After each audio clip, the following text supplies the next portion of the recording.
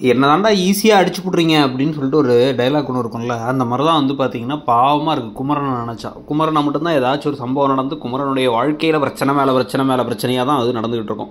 அவர் ஒரு பெரிய ஆக்டர் ஆகிறதுக்காக ட்ரை பண்ணார், அதில் வேறு சீரியல்லாம் நடிச்சிட்டு இருந்தார், எல்லாம் இருந்துச்சு. அதெல்லாம் என்ன ஆச்சுங்கிறதே தெரியல, அது அப்படியே அம்போன்னு விட்டாங்க. ஏன்னா வந்து எதுக்கு தேவையில்லாமல் குமரன் கதையெல்லாம் காமிச்சிட்டு இது என்ன மகாநதியா, இப்போ கதைக்கு சீரியலுக்கு பேர் அப்படியே வச்சிருக்கோம், விகா நதின்னு தானே வச்சிருக்கோம், அதனால் விஜய் காவேரியை மட்டும் காமிப்போம். அதனால் இவரோட வாழ்க்கையில் நடந்த சம்பவங்கள்லாம் பொதை காமிக்க வேணாம் அப்படின்னு வந்து பெருசாக அதை காமிக்கிறது இல்லை. இதில் இப்போ என்ன ஆகிப்போச்சு அப்படின்னு வந்து பார்த்தீங்க அப்படின்னா, இவ்வளோ பிரச்சனைகளுக்கு இடையில் இப்போ வந்து அவருடைய கடையும் அடித்து காலி பண்ணிட்டாங்க. ஏற்கனவே ஒரு கீழே விழுந்துட்டாருங்க, அதை எப்படி விழுந்தாருன்னு எல்லாரும் கேட்டு விசாரிச்சுட்டு இருக்கும் பொழுதே இவருக்கு ஒரு ஃபோன் வருது, அவங்க கடையை அடித்து 7 ரவுடிகள் வந்து காலி பண்ணிட்டாங்கன்ட்டு. ஐயோ அப்படின்னு சொல்லிட்டு இவர் வந்து ஒரு ஆர்டர் கொடுக்க வேண்டியது இருக்குன்னு சொல்லிட்டு போய் சொல்லி கிளம்பி அங்கே போய் பார்த்தா எல்லாம் உடஞ்சி கிடக்கு. உடனே அங்கே நிவினும் வந்துட்டார். நிவினும் சேர்ந்து என்ன பண்ணுறதுன்னு தெரியாமல் முழிச்சு எல்லாத்தையும் இது பண்ணிட்டு அந்த ஓனர் வேறு திட்டுவாங்க. ஓனர் அப்படியே கடையை அதே மாதிரி கொடுக்க சொன்னாங்களே அப்படின்லாம் வந்து யோசிச்சுட்டு இருக்க. இப்போதைக்கு நீ நான் பார்த்துக்கலான்னு அட்வைஸ் பண்ணிட்டு இருக்காங்க இவங்களும். ஸோ இந்த அட்வைஸுக்கு பிறகு எல்லாரும் கிளம்பி வீட்டுக்கு வரும்போதே வந்து நான் கடையிலே சாப்பிட்டேன்னு போய் சொல்கிறாரு.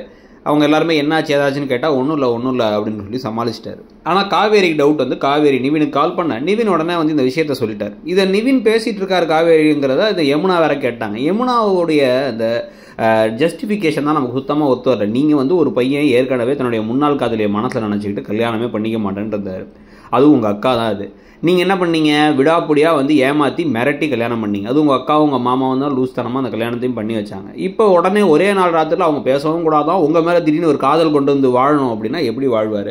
இதனால் வந்து அவங்க சந்தேகப்படுறது ஒரு பக்கம் நடக்குது. இதில் வேறு வந்து கங்காவெல்லாம் கடைக்கு வர வேணாம்னு சொல்லிட்டு ஒரு கடையை சரி பண்ணுறதுக்காக குமரன் போக கங்கா பயந்துகிட்டே இருக்காங்க, என்ன ஆச்சோ ஏதாச்சோன்ட்டு. அங்கே போய் பார்த்தா அங்கே வந்து பார்த்தீங்க அப்படின்னா இவங்க கடையை என்ன பண்ணலான்னு யோசிச்சுட்டு இருக்கும் பொழுதே முகமூடியை போட்டு எல்லா பக்கமும் சுற்றிக்கிட்டு இருக்க மாதிரி கிளம்பி வந்துட்டார் இப்போ வந்து விஜய் அங்கே வந்து அவரும் சேர்ந்து கடுப்பாய் கோவமாய் இந்த பசுபதி தான் எல்லாத்துக்கும் காரணம், அடுத்து ஹாஸ்பிட்டலுக்குலாம் கிளம்பி போகிறாருன்னு நினைக்கிறேன். ஸோ இதெல்லாம் பற்றி நீங்கள் என்ன நினைக்கிறீங்க? உங்களை பொறுத்த வரைக்கும் இந்த கதை இப்போ எப்படி போகுது அப்படிங்கிறத சொல்லுங்கள். கூடவே நீங்கள் இந்த கதையில் என்ன எதிர்பார்க்குறீங்க அப்படிங்கிறதையும் சொல்லுங்கள். இந்த யமுனாவுடைய கதாபாத்திரத்தை பற்றியிலேருந்து ஆரம்பித்து மற்ற எல்லா கதாபாத்திரத்தையும் உங்களுக்கு ஒத்து வராது யார் என்னங்கிறத சொல்லுங்கள். தேங்க்யூ.